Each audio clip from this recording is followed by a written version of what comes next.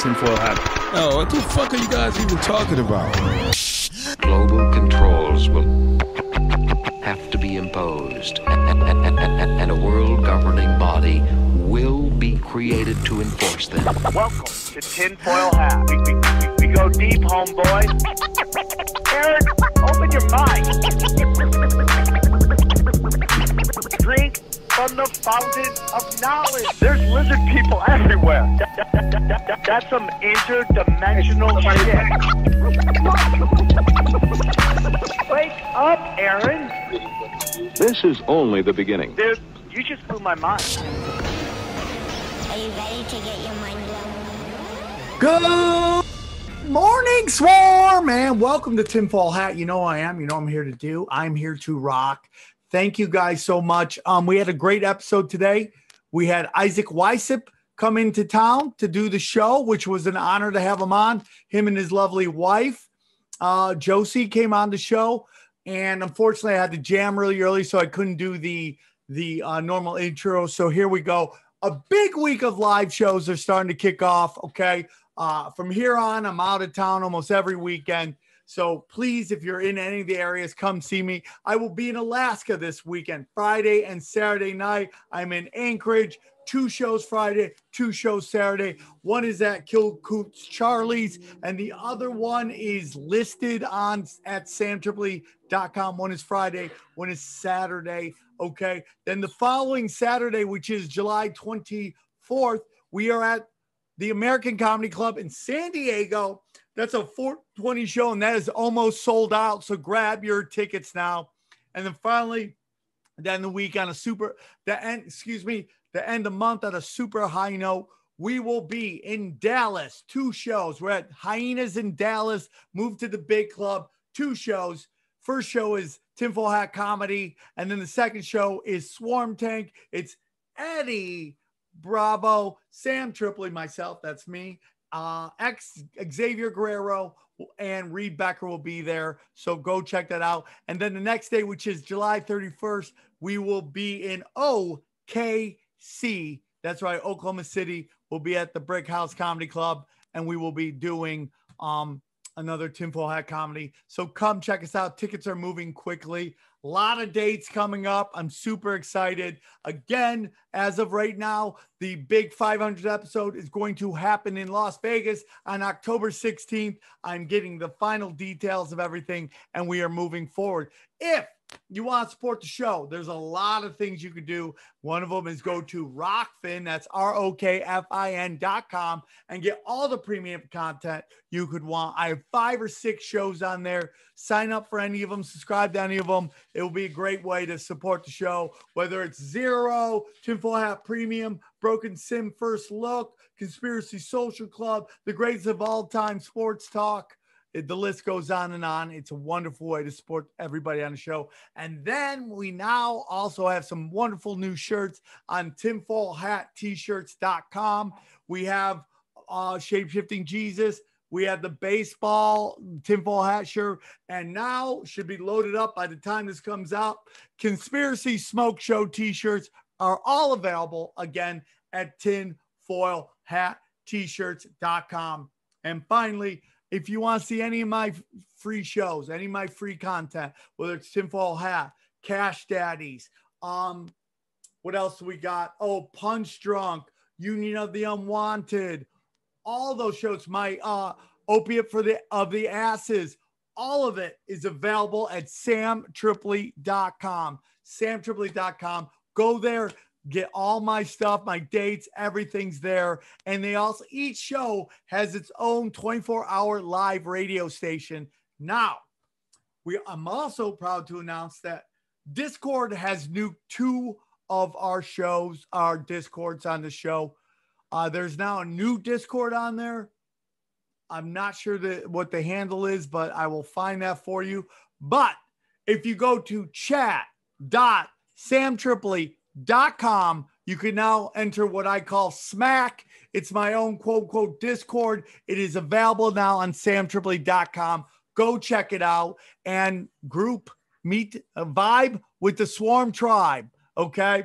I love you all very much. Thank you so much for tuning in. I hope you enjoyed the show, and I hope to see you in Alaska this weekend. Enjoy Isaac Weishaupt. Drink from the fountain of Okay, so here we go. Very excited to have this guest in studio. We're starting to do more studio shows, so all the best are showing up. Hell, the gang's all here. He's got his second book out about aliens, number 2 of 8 book he's authored. It's called Aliens, UFOs, the Occult.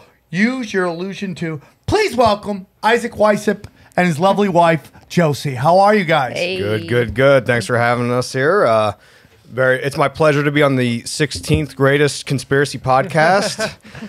What number? You were pretty high up. I remember that. What were your number? You were like 3, I think. Yeah, you guys were talking about it on the one episode about being so low, and I said, "What the hell are they talking about?" And I googled it. I said, "Get the hell out of here! How'd my show beat your show?" What were you? I like don't even 2 know. or something? It was way up there. Yeah, it was like 2 or 3 or something. Hey, dude. That's cool. I don't agree with those for the record. I have no problem Your with being ranked lower than you. No, brother. your You do show a is great superior show. to mine by many lengths. It's not good, better. It's just Yeah, you were number 3. Was it number 3? Yeah. Stuff they don't want you to know was number 1. Those Which I conspiracy get. guys, it's number 4. Yeah, that will make sense. Oh, I beat Gordo too, huh? You beat Gordo too. You're up I don't there. know who came up with that, but thank you. I would love to know, Johnny. You thought? Did we move up? Yeah, we did move up. Holy crap! We moved up. Where are you guys at now? 8. We're 8. Okay. Damn, Nice. dude. I'll take top 10. I don't even care. 8 is the number of money as well. If you want to see that list, where is it? Player.fm. Oh, snaps. Well, congratulations on the number 2 Thanks. ranking. I think Appreciate number it. 2 or number 3. So I'm super excited you came out to LA. You wanted to come visit the studio and hang out with us and tell everybody about your new book. How's LA been treating you? I love it, man. I'm actually a big fan of LA. I know a lot of people, it's not everyone's favorite city, but I like it a lot. I think the city is great. The people drive everybody nuts. Absolutely. I concur with that. The city's got a lot of culture, and the weather is phenomenal. Right now, the rest of the country is getting touched by weather, molested by humidity. Yeah. I mean, that is what it is, molesting you. Yeah. Yeah, we're from Utah, so it's like, 100 degrees every day, drought, dry as hell. Come out here, it's like 72. I was like, What's is the happening? humidity like? It's just dry as hell. Like none in Utah. Do you think this weather talk's going to help our rankings? Oh, they're number 1 now. So you came out now. Is it your birthday? No, man. I wanted to come hang out with you guys. I love this. You know, dude. this I don't is know my- why I thought you were celebrating something. This is my 9th appearance on Tinfoil Hat, and I've never been in the studio, so I said, Really? let's do it. I think that might be the record. Outside of Eddie Bravo, I think you might be number 2. Yeah, I had a hard time believing it it myself. I looked at it. It was Nipsey Hussle, Skinwalker Ranch, Isaac Cappy, Pop Divas, Swapcast, Free Britney Swapcast, Black Panther, They Live. Then when I plugged the last Alien book for Project Bluebeam, and then technically it's my 10th because I was on Daily Dose. We talked about Kobe Bryant. Yep. You're So, a yeah. regular. Yeah, so I thought, well, shoot, I've never been out here. Let's do No, it. you should come in all the time. I love people in studio. It's a lot more fun. Yeah. I mean, the Skype, the Zoom has been great. It allows us to get a more wide range group of people on the show, but it's always fun when people are in studio. We mostly have flat earth in studio conversations. So it's good to talk about aliens. Especially during the pandemic, because they were the only ones who weren't afraid to come in. So, man, we're living in interesting times right now, huh? I Yeah. mean, like, I couldn't think of a better subject to talk about than aliens, UFOs, and the occult. And so much of what is going on in this world is occult stuff. Yeah, this is, if the audience only gets one thing out of this whole show, the idea I want to plant is, and this, I'm a pretty skeptical conspiracy guy. I don't buy into every I conspiracy. think you're a little more center than me, for sure. Yeah, but one thing I know for sure is that with the alien disclosure process that's happening now, it is going to fuel they're trying to create a new spirituality, a new religion. We're witnessing the birth of a new religion, and this is bringing all that is occult, which of course is Latin for hidden. All that is hidden will come to the light, and this, as weird as it may seem, it ties into all of the beliefs of the occult. This old spirituality, they're basically making ancient aliens become real. before our eyes. It's happening. I know it sounds crazy right now, but like, give it 5 years, and we're gonna be there where we're, feeding babies to these alien gods. So you think it's in that amount of time, that small of a time period, that we're gonna get to where we're worshiping these aliens? Worshipping the aliens, I'd say maybe that's more like 10. And I mean, this is just my guesstimate. What the hell do I know? But 5 years from now, for sure, it's going to be aliens exist, and we all know it. And of course, and we're already there. We're like, there was a poll the other day. It was like 65% of Americans are like, yeah, I believe in aliens. And look, I don't know what to believe about the aliens either. Like, I know there's something going on. I'm more of like the interdimensional camp than interplanetary. Yeah, I mean, that's totally what I believe in. Yeah. Man. And because when you go, when you look at everything that's going on, in particular in the mainstream media, and you look at through the prism of how does this help them get more money and more power, but mostly more power. Yes. Like, how does this help them get more power? Yes. Because we're printing money at this point. It's not even real. It's all just, this is inflation that's coming. Because they're printing so much money right now. So it's not about money, even though they're using it to buy up. I mean, it is insane what they're doing right now. Just in broad daylight.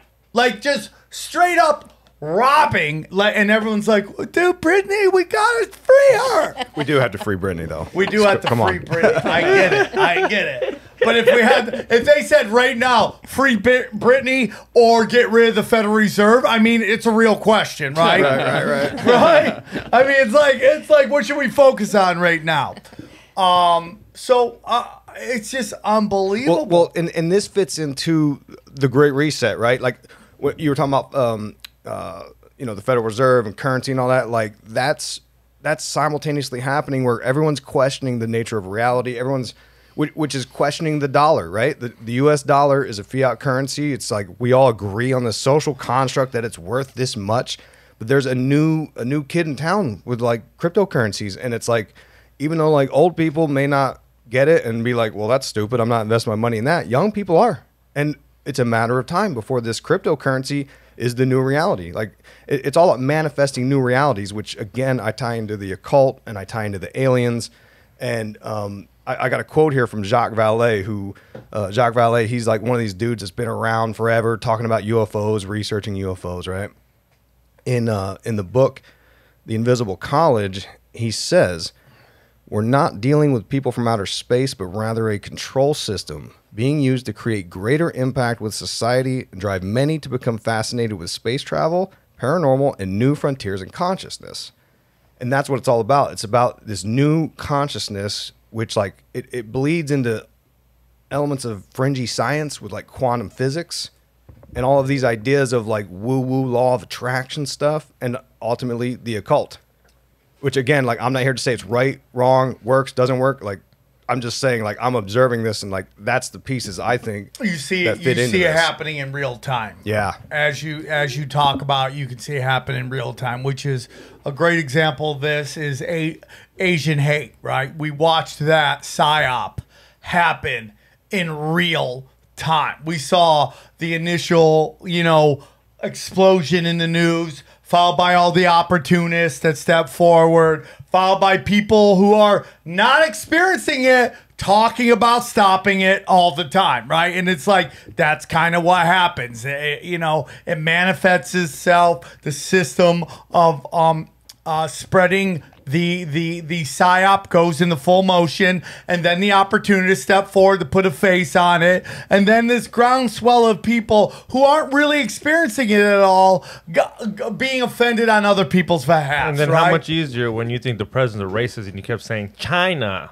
Well, like that made it so much easier to just make it, here, push it. Listen, Isaac was way ahead of that with, being in the truth community and just calling out, I believe you were calling out Trump for a bunch of like, just kind of being part of the whole system. I could be wrong on that, but I felt like you were definitely one of the people early on that was like, Q is full of shit, and I'm not really buying into it. And for that, you were right. I have my own opinions that I've stated several times on the show is about what you can actually do and what you can't actually do with the system. And One of it is pull out all your energy, and I feel like that's kind of what they've done.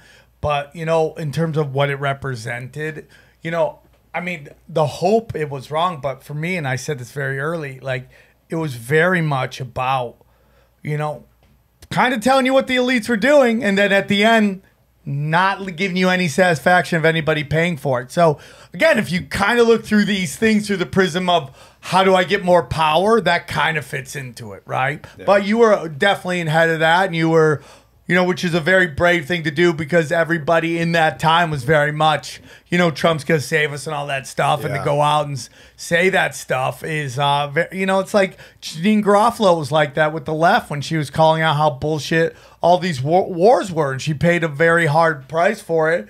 She got excommunicated from Hollywood for a very long time. So it's not easy to do that. So you were definitely ahead of that. And I think all this stuff plays into, you know, making you feel powerless. And so much about space. We had a guy on recently that starts his own religion about space. Yeah. And I'm like, it's all theoretical, right? I mean, like, maybe all religion is theoretical in a weird way. Like, you believe these stories from the past. You know, you brought up law of attraction and stuff like that. I practice that, but I could also be 100% into that. It's some new age woo-woo, you know, but I don't know, it makes me feel better. But, you know, it's just like everything, you know, he's just started this whole religion, right? Astronism, yeah. Astronism based on that when he was 15 years old, he looked at the stars, and now he's written books on it and stuff like that. And I'm like, but you've experienced none of this in any weird way. The thing about law of attraction is I sometimes feel that, like, when you put out, like, positive energy, things just start appearing. I don't know. Maybe I'm wrong, and I could be on the wrong side of that as well. Well, but you can think about a really non-magical way that could work, though, right? If you're thinking positively and looking for opportunities, you're going to see them. Yeah. If you're in that negative mindset, you're just not going to see the opportunities as they appear, and you're going to think, oh, that wouldn't work for me. Like, how many times there's no magic in that at all. If you someone you love is just always negative, and you just see that their life just keeps getting smaller and darker. Yeah, that's it, man. Right? So that's kind of what I do. But, you know, when it comes to this alien and space stuff, it's like, how many of us are ever going to go to space? This stupid billionaire thing with these guys racing to go to, I mean, could you trust any of these guys? Like, they're all Jeffrey Epstein's friends. Like, how do we accept anybody? Like, someone brought this up the other day. My Missy, her name is. She started a podcast, but she's talking about, dude, the guy who just went to space is Jeffrey Epstein's friend, and he has a company called Virgin. Right? I mean, that's the reaction. We should all have to that. Yuck. Right? Yeah. Well, that's what's funny is when we get into, because I think the alien disclosure is part of creating a new global religion of a fusion of spirituality with science and the technocracy, right? We talk about the technocrats taking over, and you look at simultaneously the Great Reset happening, and you've got this, you know, Klaus Schwab, I call him Santa Claus. Yeah. He's saying, oh, you know, the World Economic Forum, we're here to basically the redistribution of wealth. And it's like, no, dickhead, like, you guys are it's the richest 1,000 corporations in the world. Like, yeah, but they're not telling you which way the wealth is going. Yeah, exactly. Like, how do we trust those people? Yeah, it's all good. It's redistribution, but it's the opposite way of what you're hoping for. Absolutely. And nobody can see this. I like, how can you not see this? Well, and I get it from the perspective of, like, a bleeding heart liberal, because you know, you've talked in the past, like, you made mentions of, like, more like the 90s liberal versus the today's liberal, and I'm more of like a 90s liberal, where it's like, you know, I want people to be taken care of. I want a country where, you know, there's not people shitting in my front yard. You know what I mean? And there's a place for government sometimes. But then you see some of the things happening, and it drives you towards this, you know, anarcho-libertarian point of view, which I get too. Yeah. I mean, it's hard to know where the right answer All is. systems eventually fail. Yeah. Because greed steps in. And that's what the Great Reset, what I was going to say is, I think the Great Reset, it's wrapped in, like, noble ideas where it's like, look, there's only so many resources for everyone, which I don't know if that's true or not. I mean, how do I trust these guys? I don't. But they wrap it in noble ideas of, like, we're going to make sure, like, there's enough, you know, water for everyone, enough electricity for everyone, and by doing this, we're going to tell you how much you're allowed to use, and they make it sound like, oh, we're looking out for each other, but like I think they're looking out for themselves, and again, it comes down to control. It's like you have Bill Gates going, I'm taking shit, like literal human shit, and making drinking water out of it. And you're like, well, how about we don't do that? We just take this ocean water that has a ton of salt water in it, and we learn how to take the salt water and make drinking water, and we don't have to take our poop and make it into drinking water. Right? Because if they really wanted to say, that's what they would be working on. But they're not working on that because that would actually help humanity. And we really got to get away from expecting billionaires to save us. Yeah, absolutely. Yeah, I'm with you 1,000,000% on that. I'm with you 1,000,000%. I don't know how you're a billionaire. You don't do like cool shit like stop world hunger. No, I want to go to the moon. Like, wouldn't you do like if you were a billionaire? Isn't that one of the things you like? I think if you do that, you get kicked out of the club. I seriously talk about that all the time with Isaac. Oh.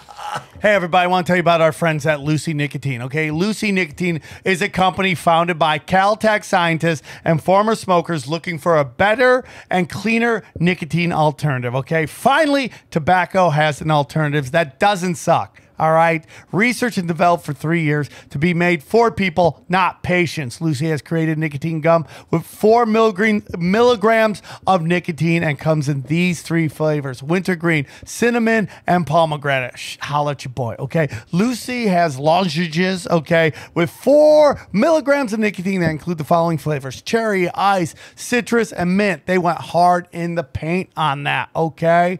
And it's convenient and discreet. Products that can be enjoyed anywhere, on a flight, at work, at the gym, on the go. It doesn't matter, okay? So it's 2021. Get rid of your cigarettes, unplug your vape, throw out your dip, okay? And get some Lucy nicotine gum or lozenges, okay? This is the real deal. A subscription to Lucy comes directly to your door each month. It's so simple, and you don't have to leave your house because Lucy has delivery down, okay? Lucy lozenges and gum, okay, also have FSA and HSA eligible, so you'll be able to spend pre-tax dollars on them, okay?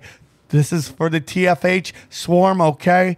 Go to lucy.co, C-O, okay? LUCY.co, and use the promo code TINFOIL to get 20% off all products on your first order, including gum or lozenges, okay? This is lucy.co. Use the promo code TINFOIL at checkout, okay? I also have to give this disclaimer. Warning, these products contain nicotine derived from tobacco. Nicotine is addictive chemical, okay? Lucy.co, and be sure to use the promo code TINFOIL. Yeah, we have our own podcast called Breaking Social Norms, right? Let's talk about that for a second. We have the show, and she's the non-truther perspective, and I'm like more of the truther perspective. So it's like it's like this is like amateur porn OnlyFans for conspiracy people. It's me red pilling her every week. You want to watch me red pill my wife? but like because she doesn't know any of these ideas, No, like she doesn't follow it. I don't follow it at all, and that's what people get so like. Your husband does this, and I'm like, If you want to get Sam to watch, you're gonna have to get somebody else to red pill your wife. That's kind of his. He's in while you watch, of course. I don't even know what that means, but I know what that means. Well, that was pretty rude. He's watching in the corner and crying. Wow. Yeah. Right. I mean, I did the show with Brian Callen, and I'm winning, like, slowly. Yeah, you're committed. You're taking W's every time. Yeah, right. But no, that's okay because that's the pain of it. Like, I watch all of this stuff, and I see these billionaires, and you see it in the news, and it's like painful to sit there and watch them not do cool shit, right? Yeah, not do cool shit. Exactly. Yeah, exactly. It's like you have this much fucking money and you can't take care of people. Like I don't know, like and shoot yourself into fucking space. I don't get it. Theories on that. I don't even know if they really have all the money that they're telling you about. Part of me thinks it's giant theater. Like they're just actors playing a role, and they've been put forward. Like we're finding out that Amazon has DARPA connections. We know Google has DARPA connections. We know Facebook has DARPA connections. These are all just fronts for intelligence services. And this, in my humble opinion, not the U.S. government, but the international banking cabal. These very very powerful groups of people, and even stuff like City of London, Washington D.C., the Vatican. I think they're fronts for even deeper shit. Yeah, that I'm with you goes on to that. Greenland, that goes to Antarctica, stuff that we don't even understand. That's so much deeper than we even understand. The intelligence organizations are akin to secret societies. They use the secret passwords. They have this sort of ethos of, you know, do whatever it takes to get the job done, up into and including murder. You know, secret passwords, secret names, like, and secret agendas. And like, to me, it seems like there's a lot of overlap there of like steering the global consciousness, steering the social construct towards the will of who, right? That's the big question. Who? The Illuminati? I don't know.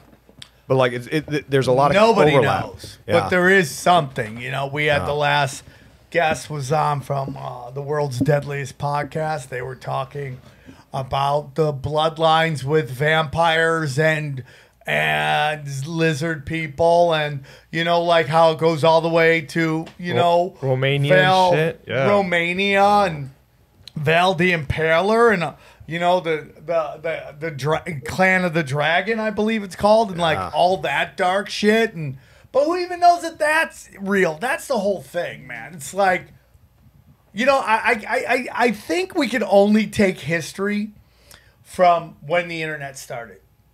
I know it sounds nuts, but it's like that's when the real record starts. I agree. And to add to that point, notice how they came out with this big anticipated UAP disclosure report, right? At the end of June.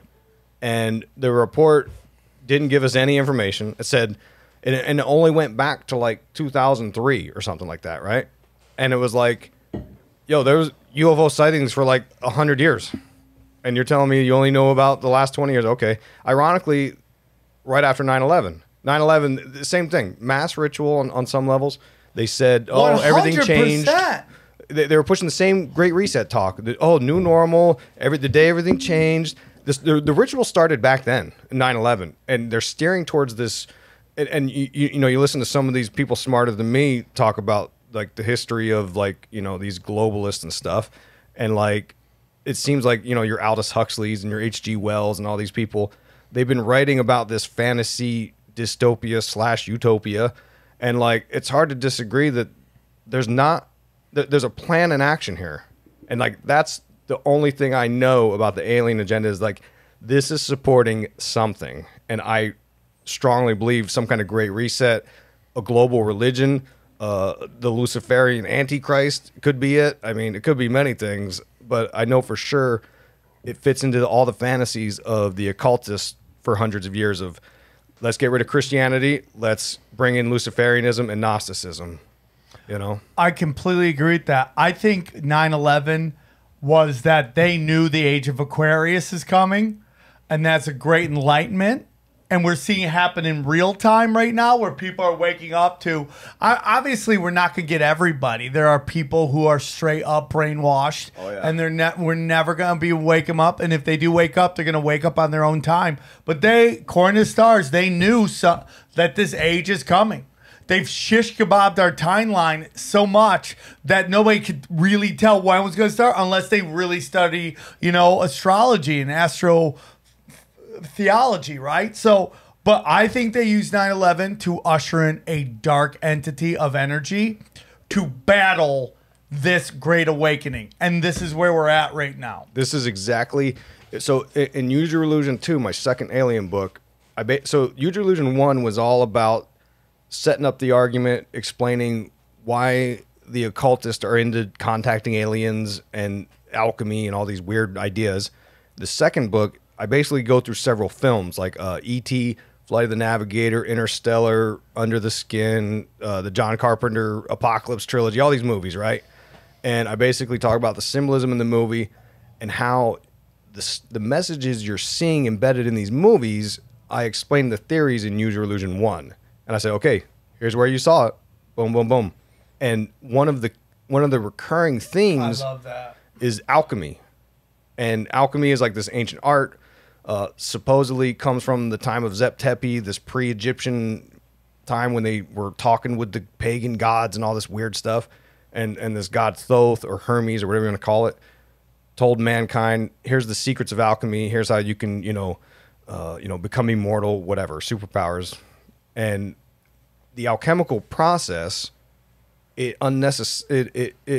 includes the destruction and rebirth. So basically you have to destroy to recreate. And that's exactly what 9/11 was. And you saw it symbolically. The two towers became one, which is, again, like an alchemical idea of the twin pillars. When you look at the Kabbalistic tree of life, there's like the twin pillars, then there's like the middle pillar of consciousness. And that's what we saw. And then, oh, by the way, the memorial has the black Saturnian cubes in the bottom. Unbelievable. I mean, it's wild. It blows my mind. You got, I can't believe you guys got, what's his name, S.K. Bain or whatever? Yeah. Because I was reading that book because I'm going to do a 9/11 show. If you want him, yeah. dude. He broke I thought down. he was like an enigma or something. I didn't know he was like a real dude out there. What about how almost all 9/11 is connected to Aleister Crowley? Yeah. I think Aleister Crowley is the anti-Jesus. This is, in my book, I talk about Jack Parsons, right? Like, and I don't know if you guys are familiar with Jack Parsons. Yeah. So Jack Parsons is this occultist who Crowley stuff, started basically NASA, the predecessor to NASA. He said that UFOs and flying saucers were the key to the new age of Crowleyanity, which is what we're experiencing right now. Crowley talked about bringing in the Aeon of Horus, and that's what we're in right now. And now here comes the government with the world's largest disclosure movement, and it's like, dude, like this has all been in the textbooks for 100 years now. Like this is happening before our own eyes. Crazy. It is crazy. All of the where was I? Oh, so I tried to bring this up on the last show, and I probably brought it up with the guys from The World's Dangerous, but it's like, how far is the sun from the from Earth? 93 miles. That is a Theoma a thing. Yeah. 93 is the number. It's like right fucking there, dude. Yeah. Yep, it's the number of Thelema, and it's also tied into the gematria, like the Twilight language of, symbolically connecting What is things. your thoughts on gematria? I don't know, man. Like I don't have enough experience with that in my life to be like, oh yeah, it's definitely all like connected. But like I do believe in this sort of other dimension of things. Like so I don't disagree with it. I haven't had experience enough to be like, oh yeah, like I believe if I put this number on my body or something weird. Like I don't have that sort of experience with it to know for sure it works. Credit to them though. Because people that can just look at numbers and add shit up, even though sometimes I think you'll it's go a long crazy. shot. Yeah, you'd go crazy like that movie 27. I think you go nuts. I think it's 23, right? 23, yeah, you're Jim right. Carrey, 23, yeah. I think you'll go nuts if everything's a number and you're just like coordinating. Yeah. And I'm like, okay, dude, I don't need to know all this all the time. Yeah, dude. like there's those certain conspiracy theorists that are really into it, and like you get them on the show, and like I've listened to their episodes. Like you've had a few of them on, and it's like they just ramble on. And No, they on know and on. everything. They'll be like, and he was born on so and so, and you're just like, whoa, you should have gone to college. Like you could have been like a mathematician instead. They just know everything. But now with the internet, and it's just interesting because there are degrees, obviously, of conspiracy theorists, right? And I mean, where I am today versus when I started this show, I'm much deeper into it. But I'm also out of it in a weird way in that I'm a conspiracy theorist, but I don't focus on it in the terms of like losing my mind on it. Now I'm into the spiritual realm right now, which is like looking inside myself, taking care of the things that matter to me, which is I think is very important, man. I do believe that the internet has changed the game and allowed us to know what they're up to, but I feel like this is gonna sound weird, but I also think they've realized that, so now they're flooding it with all these crazy, so much information that you don't know what's coming or going. So that, to me, the key is always to just let it go. It's just like stop. Like again, we talked about the British monkey butt dildo guy reading to the children in England, and it's like my friend in the United States is losing his skull about it. He's gonna hear this up. I'm not losing my skull, but he was like, "Can you believe this?" And I'm like, yeah, man, but like, how is that going to affect my life right now? Yeah, Dude, I'm with you. 100% I'm with you on that because if you don't watch it, you end up being black-pilled, and then like everything's bad, and it's like I don't want to get there either. like that might be the truth. That might be the truth. I don't disagree with it. I just like I don't want it to be the truth. So on some levels, I'd rather be ignorant and be like, dude, I'd rather white pill and just be like, but I think let's focus on how to make our lives forever, better. though, dude. I think there's always been black pills that doom and gloom is coming, and it's never come. Or it came and wiped us all out, so who gives a fuck? And then we started all over again, right? Yeah, it could be, man. I feel like if you go back in time, sorry to cut you off. No, go ahead. But if you go back in time, you can see the dire warnings of those who say impending doom is coming. Right. And then within certain countries, we're told this is crash and that is crash and this civilization's gone and that civilization's gone. But in reality, humanity just keeps marching forward. Yeah. So it's like, how much of that can you get worried now? I am telling everybody to buy generators right now. And you're buying one right now. I've been thinking about buying a propane generator. Legit, propane, huh? Becoming king of the hill, man. Just hang around. Why propane? Is there a reason? Well, because now somebody told me that gas has a shelf life. It does. And propane goes on forever. Even like, what do you call it, non-ethanol gas or whatever? It'll evaporate eventually. I think it'll be hard to get propane though after a while. That's why you load up now. Okay. Like, I mean, do I think they're going to knock out the grid forever? Like, so which is kind of like why is the rest of the world constantly revolting all the time? Constantly. Because their margin for error is so thin, it's easy for them to go, okay, overthrow these guys and say, here we have it good, right? And they don't want us to completely throw over the system because we're loaded to the teeth with guns. Right? Right. And you got Joe Biden go, oh, man, what are you going to do? Take down the government, man?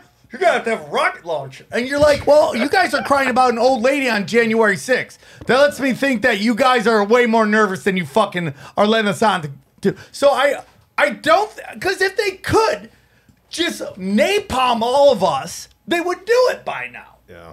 In my humble opinion. Yeah, I'm with you on that. Well, look at Hong Kong and Cuba. Imagine if they had guns. Yeah, that wouldn't be going down. Imagine if they had guns right now. They'd have food. They'd have food. But since they don't have guns, they don't have none of that shit. We also don't allow any system that isn't pro-banker to happen. Like, you can say whatever you want about socialism. I always think it leads eventually to communism. But no socialist system has been allowed to flourish. I mean, Europe, I guess, there's socialist countries there. But they say they're capitalists. But you know, the international bankers come in and just won't allow it to go. They put embargoes. Of course, Cuba's riding right now. We're embargoing them like a motherfucker. We're not even giving that system a chance to fucking flourish. Yeah. Well, there's a bit of you know, kind of like Hollywood with the magic and the illusion sort of thing. Like that same thing happens on the level of like the mainstream media news. Like there's a lot of corporate and financial interest tied into like. I mean, people know this listening. This isn't shocking, but like the idea that like they're influencing reality and behaviors and all that stuff. I was just reading through Jacques Vallée's book Messengers of Deception, which is all about the alien movement, right? And he says we already have human technologies that are both physical and psychic, and he's talking about influencing the consciousness of the observer, right? And he uses the television set as the example where he's saying like, sure, you got this physical box, but it takes like the manifestation and the energy of the person watching it to turn it on, and you then give your power over to it, and it controls your consciousness. And worse yet, your brain doesn't really know if this is real or fake. It just sees like murders and things happening, and it starts like this fear thing, and they know this is like the tool of cultural change, and they show this stuff to you, knowing they're going to sell you something. And here we go back to the bankers. The bankers run all of it. Capitalism, communism, you name it. Like, I think they're behind all of it. So when I do a comedy club, the first person to complain is a white woman. We'll go up to the manager and complain that I'm saying mean fucking jokes, right? But this is the same demographic that basically carries murder entertainment. They are the fucking sole demographic that is carrying that genre of entertaining. And you know that based on all the commercials. They're Tampax commercials. They're geared towards mothers, moms. That's who watches it, right? Yeah, why are they so obsessed with like true crime all the time? It's so crazy. But the first one to cry about feelings. And I'm like, hey, man, I hate to tell you, the number one way of hurting people's feelings is murdering them. And it's this weird mental gymnastics that they do, but it's always how they're just programmed. What do you think that is? You think like that's like the cancel culture stuff and all that? You think that's like this is what happens when you got like Maslow's hierarchy of needs, like when it's filled too high and now there's nothing to complain about really, and you're like, 100%. let me find something that. So you have to. So like the Buddhists say that this realm is suffering. You will suffer here. And some people have it so good they have to seek out suffering. Yeah, Immanuel Kant talked about that. This philosopher, I was just reading about it because I was reading about the Enlightenment and the actual Illuminati and all that, and he was saying something very similar. It's like you create your own heaven or hell. 100%. It's like, and people lock into that, huh? And they just want to complain about everything. You know, it's like it goes back to opportunists, dude. It's very easy to want to step into a character and play that role, even though your life really isn't that. Like Ice Cube. I always say Ice Cube is the Larry the Cable Guy of gangster rap because he wasn't that guy at all. He created a character and just stepped right into it and fulfilled the need of the intelligence communities to create crime rhymes to get people. And you listen to old rappers, they're like, it went from everybody at the club hanging out, having a good time, occasional fist fights, to everybody showing up with guns. And it was NWA kicked that whole thing off. And then you have later on people like DMX realizing what they'd done, trying to undo it. But that was all done on purpose, man. Yeah. And it's the manipulation. So going back to like the demographic, like it's all rich kids, whether it's white, black, Asians are just basically white people. And that's why they love this Asian hate thing, because they have the highest standard of living and now they can act like they're oppressed. Oh my God, people are, even though none of them are getting punched in the face, and all that's by a random black person, but they never want to address that because then you're really pushing back on culture. So it's just easy to complain about racism without actually calling out who's doing it to you, because it's all slacker activism. And there's people you see on billboards around here talking about Asian hate that have been famous for decades. Decades. You're gonna get banned on something here soon like this. Well, we don't put it on Instagram. I mean, we don't put it on YouTube. So who's gonna ban us? I'm head of comedy development. But the point is, it's rich kids.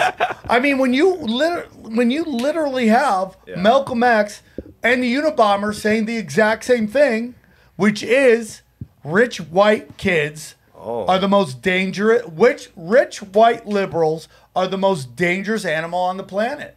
That's right. I do remember hearing that. So I put this tweet out and I took it down off of Instagram, but it's like when I was growing up, the rich white kids were like the Cobra Kai mean girls, right?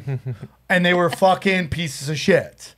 But now they're also the social justice warrior, Antifa scumbags. So it's like, it's just on what part of the spectrum they fall on, but they're still the same people. Yeah, we talked about that on... We do, our podcast we do on the side is like kind of fun, and we talked about like our favorite 80s movies on the one episode, and that was like a recurring motif growing up in the 80s was like, it felt a lot like it was sympathetic towards like poor middle, people. Lower class people, and you always like, the bad guy was like the rich kid. You know? And like, it's not... And then that switched in the late 90s. It's been this psyop going on, but now the rich white kid is trying to demonize the poor white kid. Well, no, and now the thing is to deny class altogether. Like LeBron James has been famous since he was 14 years old. Yeah, I mean, 14 years old. He was on a national stage. He was living not with his mother because his mother was a drug addict, living with his coach who was middle class. And then by the time he was a senior, he's driving a giant Hummer back when that meant something. Oh, wow. Right? I mean, so this grown ass man's been famous since he was 14 years old. But now he's trying to connect with poor kids in the inner city by acting like, and he's completely botched everything because it's not real.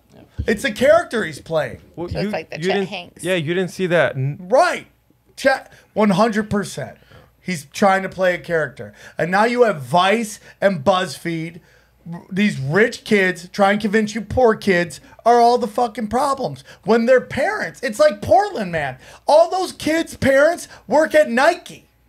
They've caused all the chaos. They make money off of sweatshops. What are you talking about, economic disparity? You know? Yeah. It's all a psyop because you don't really find out who people are. They play a character. I mean, you had that one guy, and I say it all the time, but you had that one guy that was, I think it was called Private School Negro. And it's just like, you went to a private school and you're crying about racism when it's really classism. It's character. You step in, you play a character. I feel like there's a disservice for people that go to private school. I feel like public school. We went to public schools growing up. Me too. And like, there's a good service with that. Like, you're exposed to more sort of like, I don't know, demographics of life and stuff. I don't know. Whereas like, I know people that went to private school and like, I'm sure the result is better as far as the education goes, but life experience, I feel like was better for me. They're awful. Yeah. See, I mean, but right now, if you send your kids to private school, I think it's for a different reason. It's for what they're teaching them. Well, you send your Like now, kids to I'm talking private now. school because public schools have been so shish kebab, but now, people are pushing against critical race theory, right? You got what's his name, Lorenzo Gum. What is his name? I put it on Twitter. What was the guy the Puerto Rican that plays all those fucking characters and none of them are funny? I don't know who you're talking about. What's his name? He's like the famous Puerto Rican actor. Renzo Lamas? Not Lamas. No. Soap opera star? No, go to SamTripoli No, not SamTripoli. Fat Dragon Productions. Anyways, he's like talking about how important critical race theory is to this country. I'm like, you've been famous for decades in a country you're not complaining about. Well, I think this fits into this sort of elitist attitude with the Great Reset and all this stuff. Keep going. Of they feel on some levels they've been blessed by God, and they deserve the place where they're at, and they're now responsible, and like they are further enlightened and more evolved than the common folk, and to them the ends justify the means in participating in any of these psyops, any of these conditionings, whether it be aliens, occult ideas. They think they're responsible for ushering in this new age and moving mankind along this evolutionary timeline to what they deem to be the future and the greatest way of living. It is really weird. What's his name? John Leguizamo? Yeah. He's like a stand-up, dude. First of all, he's not funny, okay? And I'll fight him for charity. I ain't afraid. And second of all, he's sitting here crying about critical race theory in a country where he's been a millionaire for decades. For decades. Yeah. Like, you're crying about this? Tell me about why critical race theory is so important. Even though you've been making it as a theater touch-butt actor for fucking decades? I'm gonna have to separate the art from the artist here. He's a good actor. I like him. Okay. Why'd you whisper that? Because I didn't want to get yelled at. Anyway, my point is, and I'm just trying to think about, like, do they get a memo they should say something? Or is it just they see that this group of people that they want to align themselves with are saying certain things, so they say it as well? Like John Cusack, like, railing against Julian Assange. It's like, what are you doing? Oh, did he do that? Yeah, it's Did he really? so nuts. It's so nuts. You can't have any heroes. I mean, Jesus. Right? But this goes along the lines of the Great Awakening, not the Great Reset, but the Great Awakening. Like, you start to see who is really what. Mm-hmm, mm-hmm. Yeah, and it's all about, so like you said with the internet, I feel like you're right. This internet thing is like the genie's out of the bottle, and they're trying to like sort of shove it back in to get the control system back on the tracks. Because like I experienced this personally with Google. I've cried about this a million times. Sorry, my listeners, but my blog IlluminatiWatcher.com was like I was a blogger and a writer. I didn't mess with podcasts really, and it was in like, and I started the podcast in 2014, but I didn't really care. It was like a casual side thing, and I was blogging, and I would make money off of Google AdSense, right? Because I would get so much traffic to this website, and I was like, oh, cool, I'm getting paid to write. I love this, and I was hitting 500,000 page views a month on fire every month. Boom, boom, boom, boom, higher. Then in like 2016. Immediately, linear drive, boom. They took me off the front page. I was the first 3 hits of anything related to Illuminati. You type Taylor Swift Illuminati, Katy Perry Illuminati, anything. I'd be boom, right at the top, boom, boom, boom. Because I had articles, I wrote 2-3 articles a day, and I was just killing it. And linear path. Now I'm getting maybe 20,000 page views a month. Yeah, maybe? Not even. I mean, because like, they censor out all the stuff. And I'm not saying like, oh, I'm the proprietor of truth. They should keep me at number 1, but like. You type in Illuminati Katy Perry, you're getting some BuzzFeed nonsense throw you off the things. And I'm like, this is crazy. We're watching censorship. 1984. Yeah, it's total 1984. Couldn't agree more. My YouTube channel, right? I'm at 130 subscribers for like 2 years now. And we used to get anywhere from 50, 70, 100,000 views on our videos. I mean, the one you did hit 100,000 like bam, like fast, dude. Now we can't get over 15,000. Yeah. We get more views on things we post to a channel that has a tenth as many views. Wow. 14,000. Dude, on Instagram it's unreal. I've shown Johnny our page that our new page has 20,000 new followers. There's people I've been telling them to come over here. Our old one had 60,000. I'll post the exact same thing. And the 20,000 will get more than the 60,000, which just makes no fucking sense. It's so weird. How do we wrest this power away from them? Though we got to find a way to make our own institutions that play fair, you know, and are even handed. What can we do? I mean, is it just using DuckDuckGo? Does it start with that? We're doing what we do, which is putting our content everywhere. It is the consumer. That's who I'm asking on behalf of, though. What do? You got to go to these other platforms, right? I'm kind of teeing you up. I mean, like, people go to SamTripoli.com. You got to go there. I mean, like, everything is there. The only thing that's not there is an audio RSS feed, which I should tell them to put in. But you can get there's like a 24-hour radio station of all my free content. You can listen to it there. But the point is, you have Rockfit, Odyssey, BitChute, Rumble. Those numbers should be huge. You should be there. Stop crying about like censorship. You're all crying about it. I get it, and then I'll get like someone go, "Where's Tinfoil Hat? Why is it on YouTube?" And then someone be like, "It's on 90 other websites. Go there. Stop crying about it." And it's true. Stop crying. I'm not asking you to get on Southwest or Spirit Airlines and fly somewhere to get my content. Just go to your address bar and put in another website. And you don't get ad reads on there. You go on YouTube and I swear they give you an ad read right when it starts. Then they give you one 3 minutes in. If you don't have that mouse, it's fucking annoying. Because it's like over there and I gotta get up again to press the skip button. And they be throwing like 20-minute ads now because you won't press it. So they're fucking assholes. So go to SamTripoli.com. Go somewhere else. Yeah. Yeah, and look at what's ultimately happening here, because I get your argument. I feel the same way. YouTube banned me a while ago, and you say, well, it's just as simple as, you know, go over here now. And the people who like you and listen to you, they'll be like, okay, cool, I'll go over there, and they do it. But like, you're not expanding the audience, and that's what they want.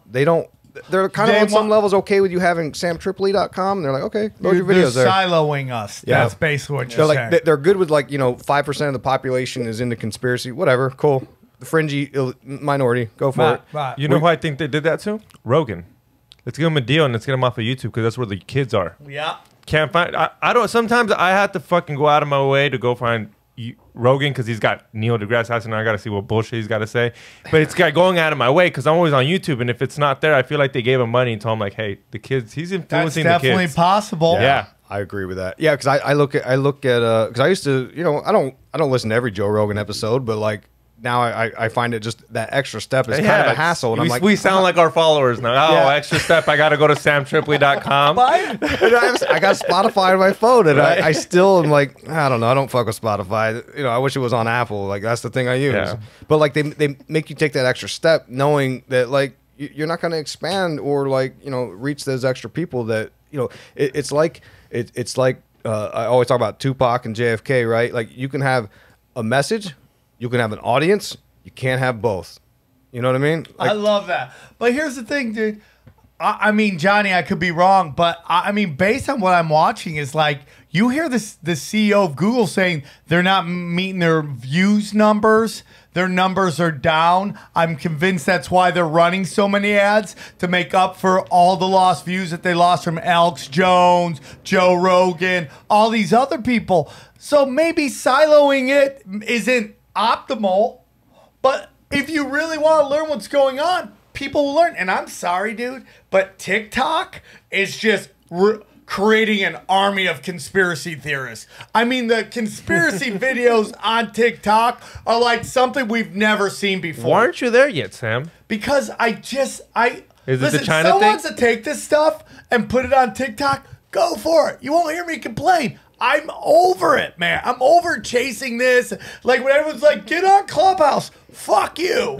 I'm not getting on Clubhouse. Here's my stuff. You want to find it? You can get all my free stuff on SamTripoli.com. I'm good, man. I don't want more work. I'm not interested in it changing that. I'm more like, I'm gonna leave this here, and if you find it, you find it. If you don't, you don't. And I know some people out here. Yeah, I stopped listening for a while. Now I'm back. I get it, man. It's like we're almost at 500 episodes. That's a lot of episodes to hear somebody talk. And I hope someday you'll get bored and come back and listen again. I would appreciate that. But I'm just creating it, putting out, and if you find it, you find it. Well, the conspiracy around TikTok is like they'll make you go viral the first time, so you get addicted to go viral. So they'll let little kids go viral. And once you go viral, it's addicting. You're like, I got to do it again. How do I do it again? And they'll let you go viral. They'll give you 10,000 followers because it seems real easy to go on. Everyone tells me like, dude, just go on TikTok. I got like 20,000 subscribers now. And I'm like, you ain't no one. Why do you have them? Yeah, and what does that translate to? What does it translate to? I don't know. Yeah, well, have you sold a shirt? Yeah. Have you sold a ticket to your show? Tell me the dollars. And I'm not shitting on it. I have friends of mine who've blown up on TikTok. I hope it. But where does it translate to? It's funny. I'm the same way. Like I'm kind of burned out. Like I don't want one more social media to deal with. But I started a TikTok because I thought, well, all right, if this is the trend or things are going, I want to set up shop so that I've got something going on. And I made, I don't know, maybe 15 to 20 videos where it's just me sort of giving a 1 minute short of an entire podcast episode. And out of like 15, 20 videos, I average, I don't know, 100, 200 views. It's not a big deal, right? It's a small account. But I did one episode on the Baphomet, the goat with the titties. Mm-hmm. And that one blew up like 2,000, 3,000 views out of all those. That's the only one. I'm like, what's going on here, man? Yeah. Like TikTok's like, it's again like this occult thing. They're good with the occult, the revelation of the method kind of stuff on some levels. And I just wonder how many of those are real views. Yeah. Yeah, it's just absurd, right? Like I only have a few followers, relatively, just a couple. I mean, you should, like, I have a buddy of mine that says and I'm not saying I love him and I support him. He says he has 330 million views on TikTok. You shouldn't be able to go anywhere, right? Without getting mobbed everywhere, all the time. Yeah. If that, and I'm happy he's doing well. I want it to all be real, but it's like, what's the translation of that? Where does it translate other than trying to get you on TikTok? Yeah, well, there's one of my homies was like, dude, this comic went up before me. He was supposed to sell tickets, but his followers are from TikTok. Those people aren't buying tickets. Because who are they? Who are they? Yeah. If they are, it might be, and if it is, it's like kids. Like they just scroll through the pages and like. Now I know a lot of guys who went from Vine to YouTube, Vine to, podcast, and those numbers translated, so they're blowing up. Well, the kids today, they'd rather be like there's like certain studies they did back in like the 80s and 90s versus like in the last 10 years, and the kids like. The number of kids who'd rather be famous than rich, it like flip-flopped. It used to be like only 10% of the kids said they'd rather be famous than rich, and now it's like 90%. That's all they care about. They don't care about money. They care about fame and going viral on social media and that kind of thing.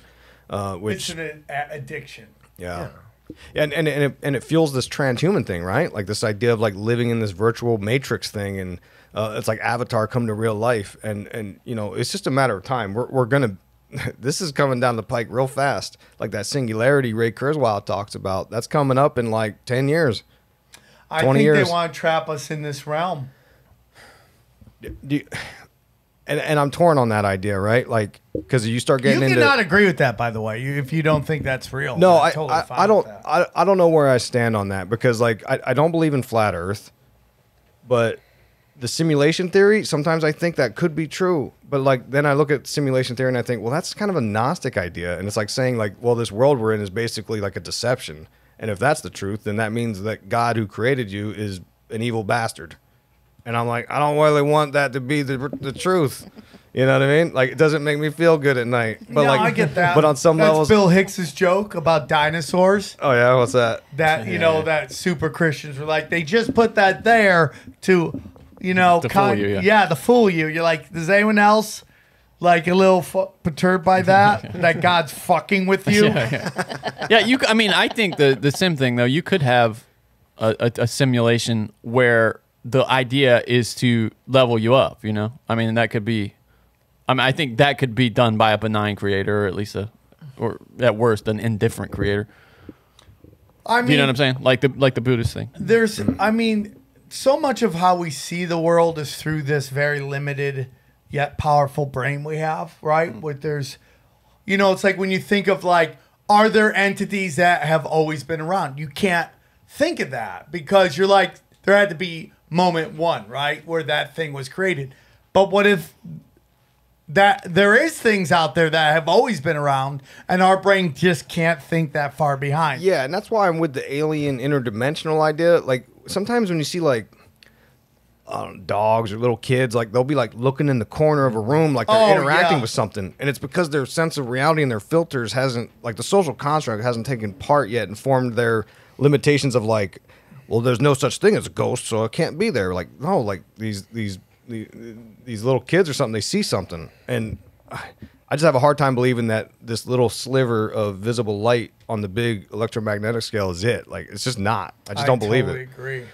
Which is what I think a lot of these occultists, to talk about aliens some more, it's like the occultists, they're aware of this sort of thin veil, right? And like, that's all the stuff they study and practice is like this magic and this making contact and sort of piercing this little veil to get through to other entities. And it's no different than ghost hunters. And like, I believe all that. I believe like that's a real thing that happens and there's real entities in some other dimension. And there's people that have been studying this craft, this art of making contact for hundreds of years. And I think the intelligence agencies, going back to like Project Stargate with Hal Puthoff and all these people, Russell Targ, who, by the way, are tied into Tom DeLonge's To the Stars Academy. Like the parallels are so bizarre to me that I'm like, how is not everybody talking about how like there's this weird occult quantum entanglement thing going on? And like, to me, it's all the same thing. And I lay out a good argument for it in the books, but like the ultimate idea is like symbolism ties into this idea of like penetrating into the consciousness and it's able to facilitate a communication, right? And like, that's why we see it in the films over and over. And that's why Project Stargate's people are out there talking about it right now. It's because I think they're trying to brace humanity and mankind to understand these things because they know that the science is catching up. And with things like 5G and the Internet of Things and processing speeds and the singularity and all this technology coming down, they're going to really perfect this craft. But now they got to like lay in the foundations for people to understand what's happening, because you can't just hit them out of nowhere with like channeling this alien through.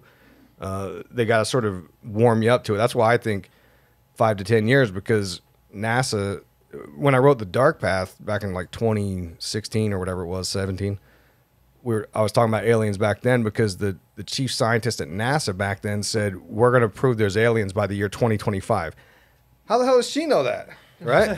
How does she know that? She's close. Yeah, she's real close. She's real close. And you see how it's unfolding with the disclosure movement. Like, they're slowly sprinkling it out. Like, oh, okay, yeah. Well, the military said it's real, so now it's real.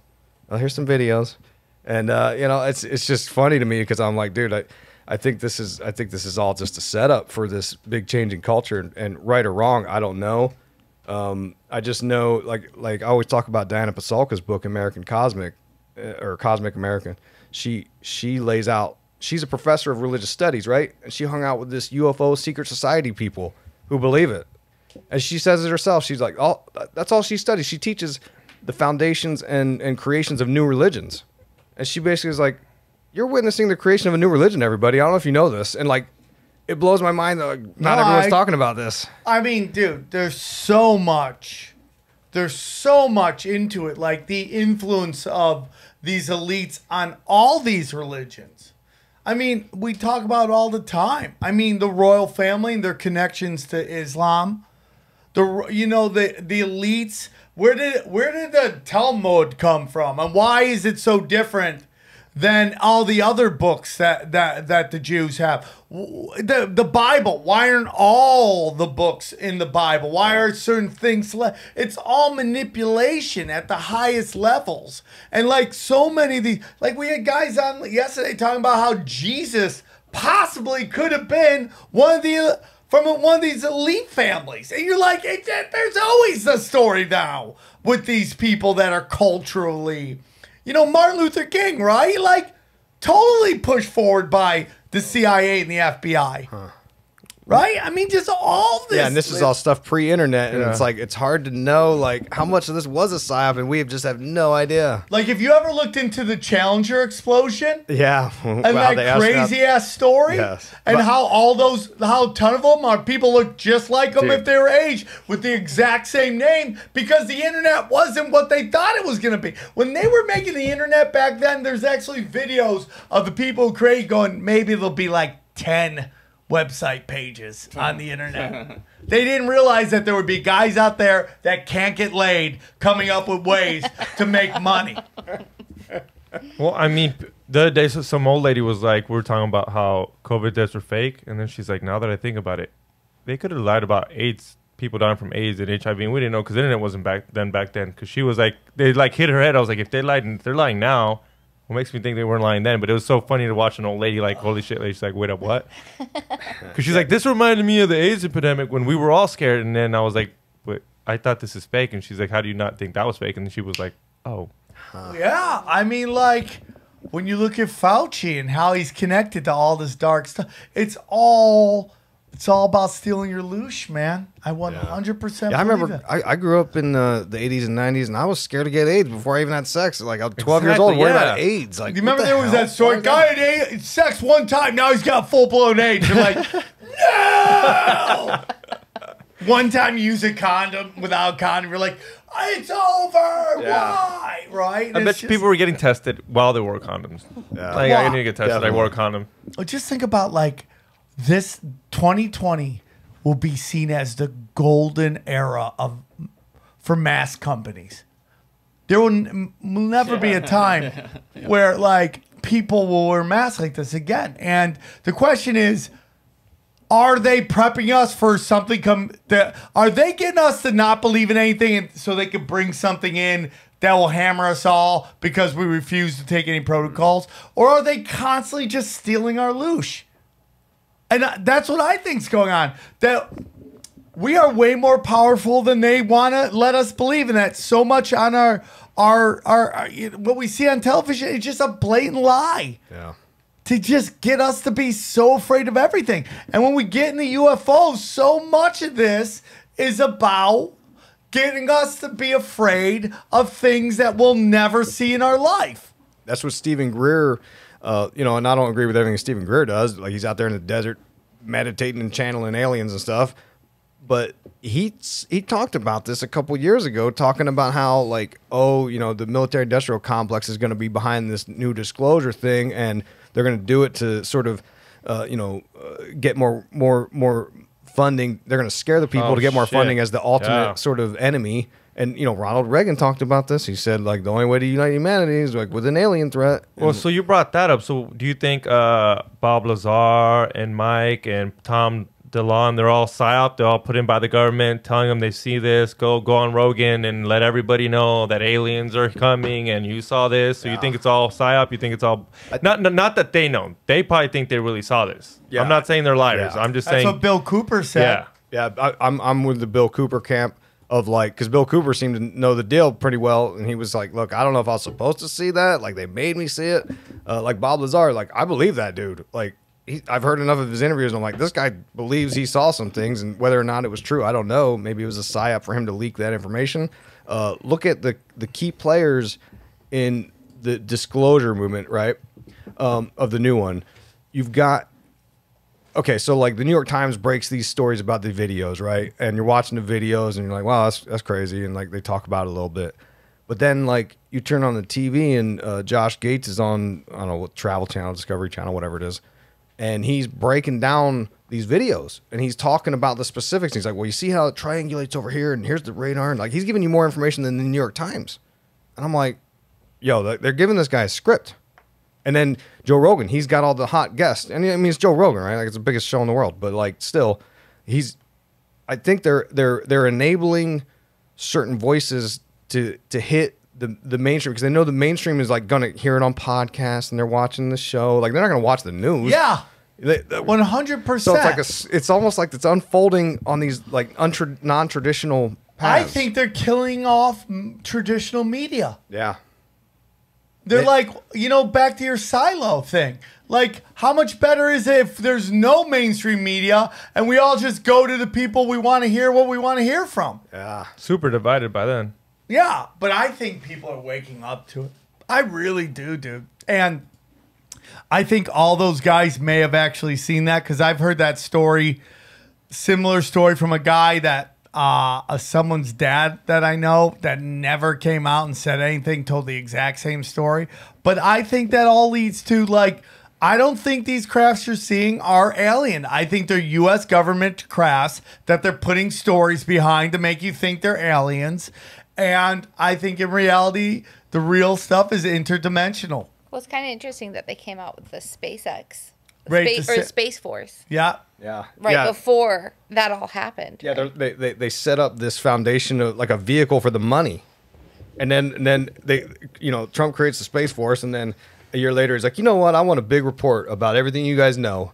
And then we wait 6 months or a year, whatever it was, and then they give you, it was literally, I read the report, without the title page and the appendix, it's 6 pages. I'm like, this is not, what the hell is this? Everything we know, man. And all it says we've had all these things, we don't know what they are, give us some money and we'll tell you. And it's like, and how long that take to come out? Like by 6 pages, you're like, are you still reading?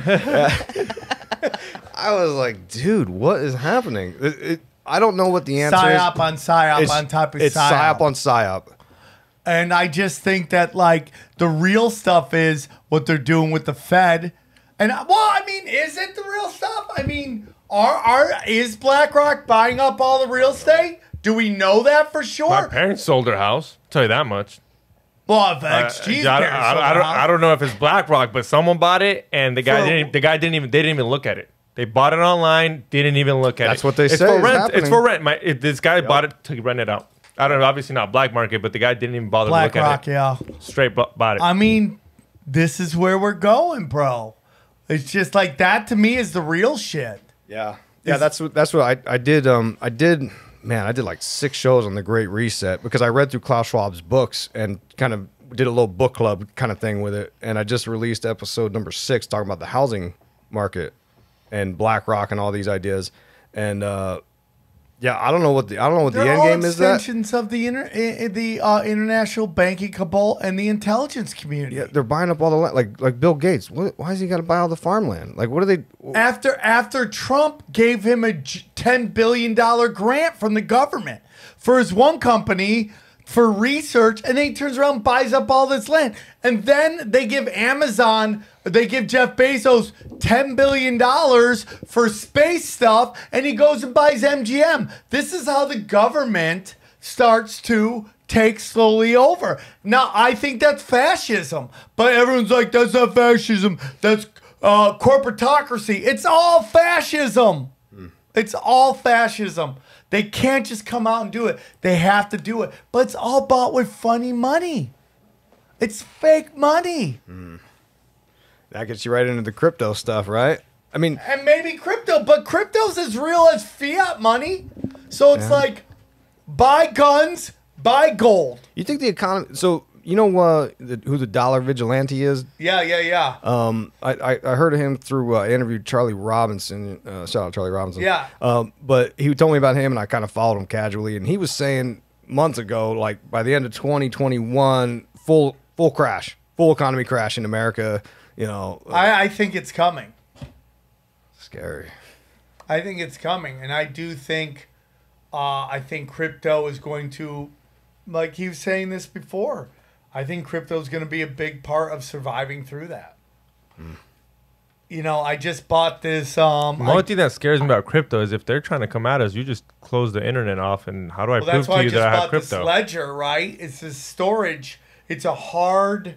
It's a hard wallet, right? Hard wallet that you store your crypto on, so they can't just shut it down. Yeah. What, like a thumb drive kind of thing? Yeah. Oh, yeah, but yeah, it's set to store your crypto. The cryptos are so damn complicated. I mean, there's no way this is scaling out to everybody, right?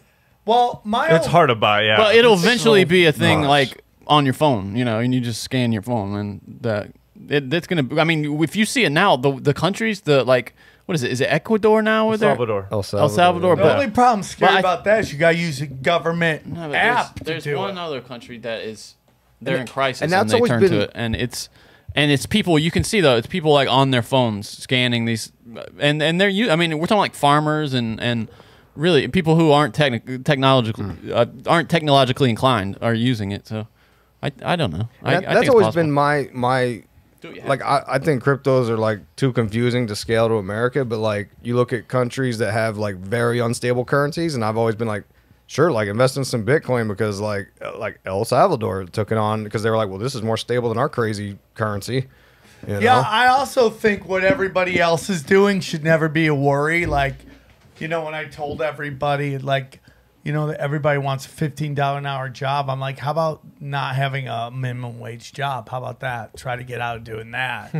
And people lost their skull. Not everybody can have a podcast, bro. I'm like, I'm not talking about everybody. Technically, they could. Technically, yeah. But I'm like, I'm just talking about you and finding a way to make money as an independent contractor. And you could do it. You just gotta. I just paid a dude $100 to properly install my baby seats in my car because I just couldn't get that. And because every video I watched didn't tell me about this one strap that I needed to use. Hey, by the way, where's that strap from? By the way, I got beef with you. I got truth or drama for you, SamTripoli. Oh shit! Oh, no. How did a baby seat invoke this? Right, I know. I'm bringing Josie Weishaupt in for backup on this.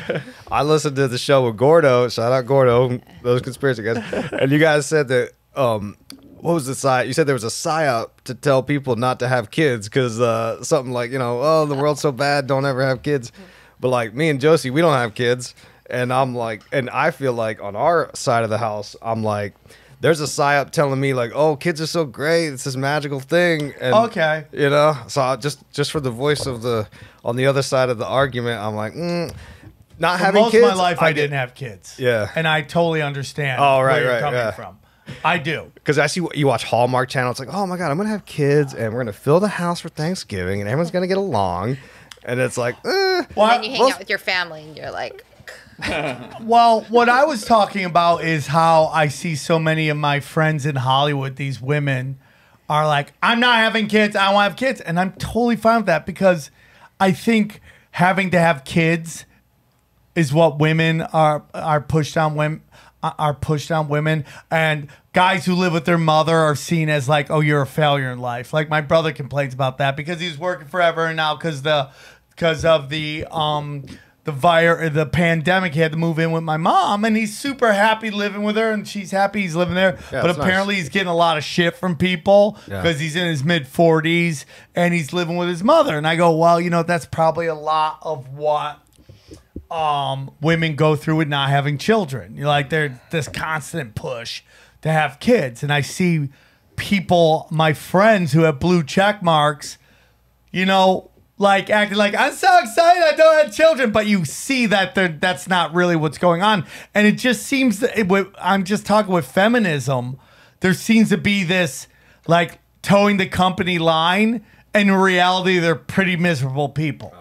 That's what I'm trying to say. Okay, I got you. Right? You know, it's like, dude, I didn't have kids for a long time, and I was totally going to be like, oh, I'm not going to have kids. That's life. Now I have kids, and I'm very thankful. It's a lot of work. Yeah. It's a lot of work. I'm not making any illusions of it. It is. I'm decaying at a rapid rate. I look to myself in the mirror. I'm like, oh, I'm aging so quickly, and it's just a lot of work.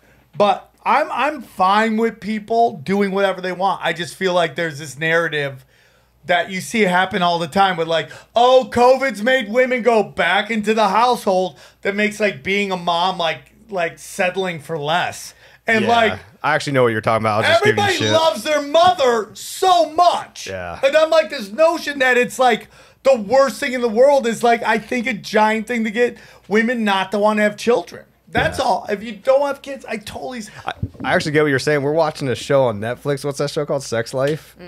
And like that's the storyline is like, you know, it almost makes it look like this poor lady. She's a like a stay-at-home mother, right? And it almost sells it like she's given up her whole fun side of her life, and like and the whole plot is like she's questioning it, like, God, was this worth it? Yeah, but I think that's the hard part about being a woman, being the only one sitting at this table, is that you lose your identity when you become a mother. Motherhood is that so many people have to grapple with like having both of it, or how do you navigate having the motherhood thing, but then also having your own wants, because you have to give so much up for your children. Yeah, and it's hard. There's a little bit of that like Madonna whore complex thing going. You think that's like tied into that a little bit, where it's like for men for sure. Yeah, it's like, well, you can't be the mother of my child and be freaking the sheets. A dirty whore. We all love dirty whores, though, right? Yeah, we're pro dirty whore on this show. You know, I totally get that. I totally get that. Here's my whole thing is this, and you know, I think people should do what they're happy with, and just it's a long journey, you know. I mean, so here I am as a stand-up comic. I've been banging stand-up comedy for 26 years, like grinding really hard, and I kind of go, I don't want to do it like I used to, and like there's a part of me that is really like, man, you're like, you've worked so hard for this. You finally hit this thing that you love so much. And now you're like, you don't want to do it anymore. And I'm like, well, my needs have changed. So my whole thing is like, the journey is so long. And whatever you think you want today, you may not want tomorrow. And I just feel like, I mean, I can only speak from, I am not here to tell people that they have to have kids. That's the biggest thing. It sounds like it, but I'm also going to be 100% honest that I love them, and I don't know where my life would be without them. That's like, good. And that's he's really all. One of the only people that I've seen change. Like, he wasn't a kid person, but like when he had his kids, you guys can't see him, but there's pictures of the kids in the studio, like that he sees all the time that I never thought would happen. I never thought Sam would be like, that needs to go up there. And me and Johnny looked at each other, be like, what up, Sam real? And we don't mind them. The babies are cute, but we never expected Sam to put him in the studio, you know? And his life has changed. He's like, I just can't wait to go home. That'd be so funny if you're like, the babies aren't even that good looking. That's all I got to say. Everything it's such a long journey. I actually think, I think on some levels as human beings, when you look at this from like a spiritual idea, you zoom out of all this crazy shit we do. I actually think like having kids is kind of like the reason we're here. Like there's some magic behind it. You're going back to the occult and magic. Like you're creating something here. Like that's got to be the most magical, insane feeling. As a girl, I don't know how something came out of here. Like that must just be like so cool. Like a realm. Right? That's like a realm. Some person came out of here. Yeah, wild, right? Like like on some levels, like that's the purpose we're here. That's why we're here. Yeah, it's magic. Like that's the reason we're here. But like, you know, like and you just can't remember a time they weren't there. Yeah. It's the craziest thing ever. Yeah. But it's just to each their own. But I always say, you know, the biggest thing I just want to teach everybody is like how long the journey is. And it's just like, if things aren't working out for you right now in this time in your life, it's okay, because you don't know where you're going to be in 10 years. And, you know, in recovery, I learned like, don't judge my insides by somebody else's outsides, because I used to do that all the time. And like in this town of just chaos that is the entertainment system industry, I've seen so many people just fly past me and just get all the bells and whistles. And now late 30s, 40s, they're lost. And I don't wish any bad things on anybody. I want everybody to be happy. and find happiness. But the journey is long, man. Yeah. The journey is, you can't, like, it flies like this, but it's forever. And it's like, you could be bottoming out in your 20s, bottoming out in your 30s, and just hit magic in your 40s. Even your 50. I mean, Joey Diaz didn't hit till he was almost 50 years old. Yeah. And that's the funniest dude on the planet. So it's just like, all I ever say is it's a wonderful journey, and wherever you're going to be, you're going to be where you're going to be, and it will all work out. Yeah, you got to keep grinding. Because I've been doing this conspiracy thing for like 10, 11 years, and it started as just fun. Like, I had no intentions of it being the third greatest conspiracy podcast of all time. I mean, unbelievable. Unreal. We have royalty in the studio. Oh, shit. No, but you keep plugging away, and like, things happen eventually. It's kind of weird. Kind of weird how it works. Well, I find, and it could be back to woo-woo, but like when you just put out positive energy comes back. And, it's like from this show, it's always been just like, be the most authentic you can be. Show people love who come on the show. Don't like kneecap them or be a contrarian just for the sake. And that I've gotten in arguments with people. People I love, I've gotten in arguments with. And, it all comes back. And I do believe in the, law, the model of abundance stuff. As much woo-woo as that is, it's just when I apply it to my life, things start to work out, and that's kind of where it's at. And it's just, I would rather believe that there's hope in the world than believe it's all we're just, as Bill Hicks would say, we're viruses with shoes on, and that's kind of where I am. So it kind of all works out. Because sometimes if we look too much into the darkness, right? If you just know when you're looking into the abyss is looking back to you, like the light gets snuffed out. And I just like, what is the even point? If it was doom and gloom and there was no hope, this show would end. I wouldn't do the show anymore. It's like, what's the point of doing the show if at the end everything just crashes and burns and it's all shit? And I do believe they would have done it already. And so much of what they're doing right now is all on our screens. And if you get off that shit, and that includes the show. I mean, we're number 8 in the world. But, if it's giving you not what you need, then you got to go find it somewhere else, man. And that's it. And if it's like, if we're stealing your loot, which I don't want any of it, I want to keep my own, you keep your own, and this helps you understand who's trying to steal it. If, if this show's stealing your loot, then stop listening to it. Yeah, you guys evolved the conspiracy, because I've been listening to conspiracy podcasts since, man, I think my first interview was like 2012, and like like your Freeman Flies, your Greg Carlwoods, like those shows have been knocking it out for a long time, but like your guys' show, it added this element of fun to it that I personally am drawn to, because like.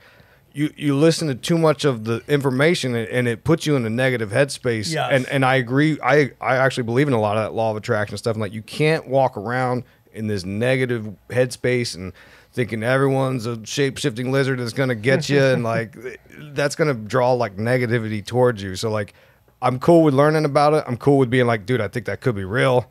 But like, I draw the line in my personal life and say, cool, that might be real, but like I'm gonna stay in this like what homeboy from the Matrix that eats the steak, Well, Eddie Bravo says it the best way. He's like, during the weekends when I'm with my kids, I'm blue pilled. I'll go watch any movie he wants to watch, and I don't tell him nothing. I'm blue pilled. He thinks NASA's real. I think NASA's real. And on the weekends when I'm on YouTube, I'm red pilled the fuck out. But with my kid, I don't try to push nothing on him. I don't. When he's older, he always talks about when he's older, though. But yeah, like you said, with family, just during the week. Well, that goes back to our episode on how to talk to sheeple. It's just like, you can't force them to learn anything they don't want to learn. So why do that? For me, man, it's just like I'm really in this kind of place, like spiritually, when it comes to like stand up in the industry, dude. It's like I'm really in a place to disconnect and go full underground, where I'm just doing my own shows and my own venues and just not allowing anybody to put any kind of like value on me where they see what my value is. because they don't do it, and everybody's just passing through, right? It's like you are the sky, the rest is weather, right? It's just passing through, okay? And it's just I want nobody to tell me what my value is. Ever, and it's just stealing my illusion. And that's the beauty. That's the you know, we talk about this great reset, new normal, and all the bad things. Well, there's a lot of good things that come out of this. Is like, you know, guys like you and me. This couldn't have happened 20 years ago. We're blessed. You know, I'm older than you, bro, but I held on long enough to be able to step into this window that is open for me, and it all worked out. Like it all worked out, man. Yeah. You know, and not that it's over, because it could all crash and burn tomorrow, right? It could. But like, you know, that video I played at the end of the last episode, which was Terrence McKenna, about pulling out of this system that's stealing your fucking energy and creating your own little system. Like that video plus this thing I saw Dave Chappelle doing, and you know, I think Dave Chappelle's the greatest comedian to ever walk the planet Earth. Yeah. And my ego hates hearing that, but it's the truth. Without a doubt, he's the greatest to ever do it. I'm suspect on a lot of stuff he's doing now, and some of the people he's hanging out with, I don't think they're good people. But, you know, he talks about Hollywood and the soul sucking that it does. And like by me calling into these comedy clubs and wanting to play there and begging them for spots, I'm fueling this system that I have a major fucking problem with. Their acceptance of pedophiles and their acceptance of horrible people and the phoniness and all that. And the only way for me to survive it is to completely pull my energy out. And maybe down the line, when my chi is super powerful and I don't have to deal with all any of their bullshit, I'll come back. But at this moment, it's like, I don't like what's going on. And by asking to perform their clubs, I am green lighting what they're doing. I'm co-signing what they're doing. And I'm done. And I'm over it. And I'm going to do my own things. And maybe I just fade to oblivion. That's definitely a possibility as well. But right now, it's like, I want to walk the walk. And by going, I don't want to be a part of your system anymore, because you're making like that's kind of part of the reason you don't want to, is that the more you've learned about it, the more you're kind of disgusted and pulling away from it. 100%. Right. 100%. But you're still doing comedy clubs right now, right? I mean, yeah, but I mean, LA comedy is at rock bottom right now, okay. And there's it's just like I can't save it. And if he does, it's more like a hole in the walls. Like, we're not doing the improv at Texas, or it's more like I didn't know there was like a hierarchy of sort of like. Well, there's A clubs, B clubs, C clubs. Oh, okay. I want to not even be on any alphabet. I want to do my own club. Could you just rent a conference room out at the Hilton? Dude, as long as it's acoustically okay and they can see me, I'll play anywhere. I did a movie theater this one time. I'd rather do that than play into the system that allows fucking scumbags to play their clubs, people who steal from other people, people who hurt children, and all that stuff. And then this vaccine card bullshit. It's like, what happened to, why are all the fucking artists conformists now? I'm out. And like, these videos have just let me know to pull out, and maybe it all crashes and burns on me. I don't know, but I'm all about that action. So I'm going to pull out, and you know, and I know you were talking about, you got a big event coming up at Comic-Con in Salt Lake, and hopefully that'll be the beginning of you getting out there on the road, meeting your fans. I mean, the third conspiracy podcast in the world's got to go. I got to put that on the marquee. People. Of course, he's going to go to Comic-Con. First show, that's a great show to start. I mean, you're going hard in the paint on the first one. You should go. Maybe do a small one just to see how you want to do it, then hit the ground running. But either way, it's going to be great, and you should do it. Yeah, that's I plan on making fun of all the nerds. They really like it when you poke fun at superheroes and stuff at Comic-Con, so we'll see how that goes over. Is Ancient Aliens in Comic-Con? Because they used to be, right? Oh, did they? I don't know. I don't really mess with Comic-Con. If it adds to the story of space, you're invited. Oh, interesting. Yeah. I know I submitted my like syllabus of what I wanted to do, and they accepted it. And I thought, oh man, I hope they like. I don't know if they know to the level of what I talk about. So I'm gonna really zoom it out and make it like sort of PG. The greatest thing that could ever happen to you is you get kicked out of Comic-Con. Oh, that would be, huh? Well, you know what's funny? You know what's funny is I talk about what's his name? Is it Henry Thomas, the kid who played E.T., right? I talk about it in my Use Your Illusion 2 book, right? I talk about him, and I talk about Joey Kramer, the guy from Flight of the Navigator. They'll be there. And the one dude's gonna be there. I'm like, dude, what if I get punched in the face by the dude from ET? How awesome would that be? Just make sure she's recording. Oh my god, needs to be recorded. If not, it's not worth it, dude. I think it might be worth it. Yeah, hey, I'm gonna go try to poke this bear. Record, babe. Oh shoot. Speaking of which, I thought Eddie Bravo was gonna be here. I wanted Eddie Bravo to choke me out. What happened? I mean, like He charges for that. He's been showing up lately, which is great. He took a big break, man. That guy's always in ahead of the curve, and he was like, "If you can't see it, I can't help you."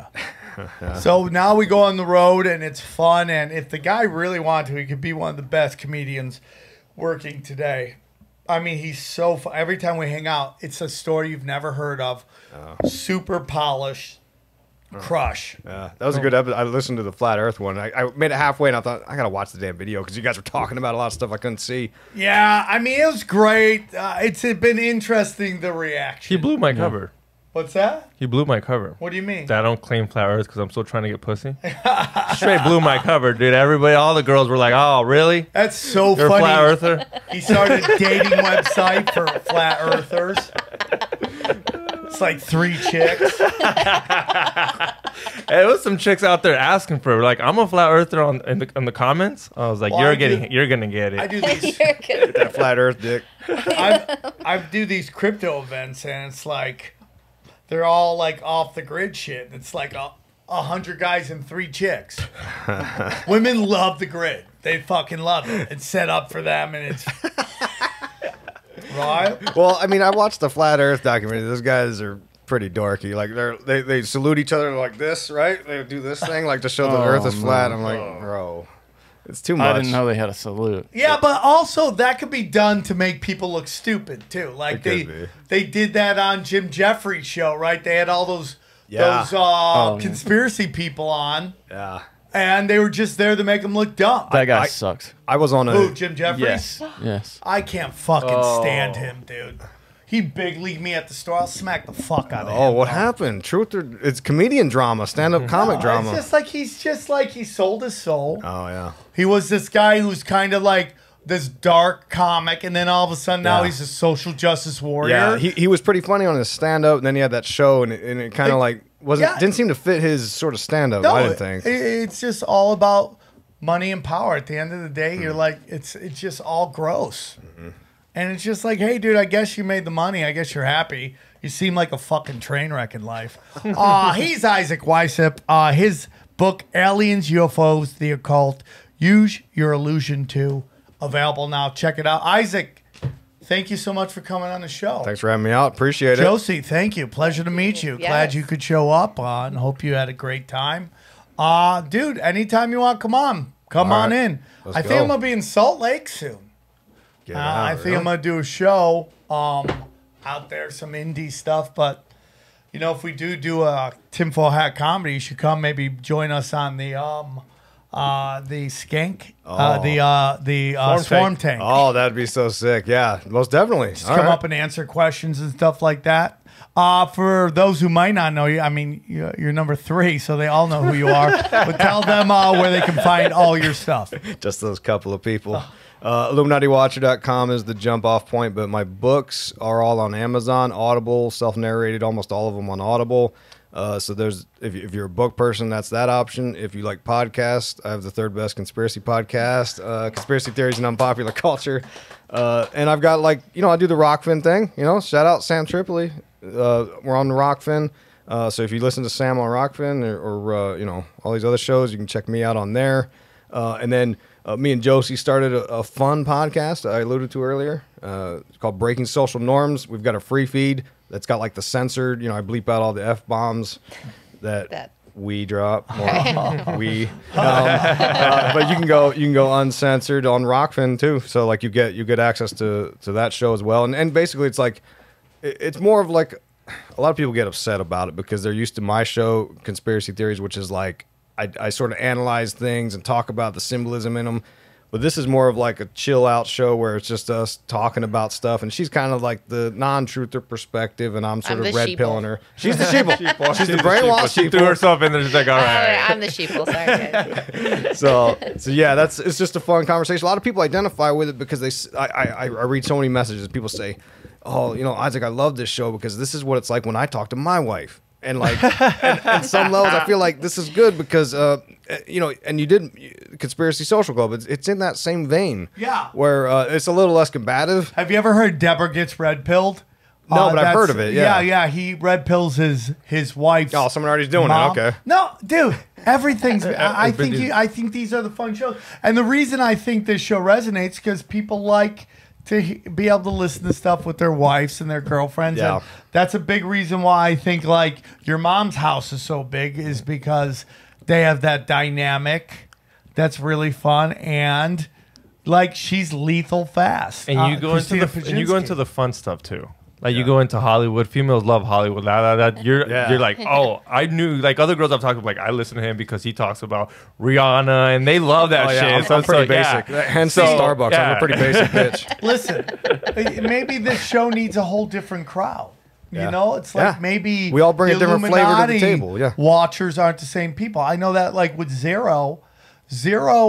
The crowd, there's some overlap, but not everybody in tinfoil hat is into Zero, and not everybody in Zero is in the tinfoil hat. It's just the way it is. So you can't worry about, you know, maybe the show needs to find its own crowd. Yeah, definitely. But I think it's just like you gotta, you know, you just gotta keep plugging away and have fun with it, and I think it will pay off. Yeah, it's a pretty good time. We don't fight about it too much. We have a good time on the show. No, I'm just kidding. But yeah, I'm all over the place. You guys have great hair together. Well, she's a hairstylist. You know? You guys have phenomenal hair, both of you. I'm very impressed. It's like really wonderful, like Vegas, like entertainer hair. That like top shelf shit. Well, Isaac didn't even want to put on his headphones. You saw him. Do I have to? I do Instagram lives sometimes, and like my hair looks crazy, and Josie will come home and she'll be like, "You didn't do live like that, did you?" I'm like, "Yeah," you know, like a homeless dude taking my shirt off with my hair all crazy. Great, dude. I love getting my hair done. It's like the one thing I like. I just sit back and just get. Let your cares get zipped away. Yeah. All right, guys. Thank you so much for tuning in. I am in Alaska this weekend. I hope to see you there. San Diego is almost sold out, so grab your tickets. And then Texas and OKC. All tickets again at SamTripoli.com. Thank you guys, both of you guys, Johnny, Xavier, and we will see you guys soon. Take care. We go deep, homeboy. Aaron, open your mind. Drink from the fountain of knowledge. There's lizard people everywhere. That's some interdimensional shit. Wake up, Aaron. This is only the beginning. Dude, you just blew my mind. Tinfoil hat.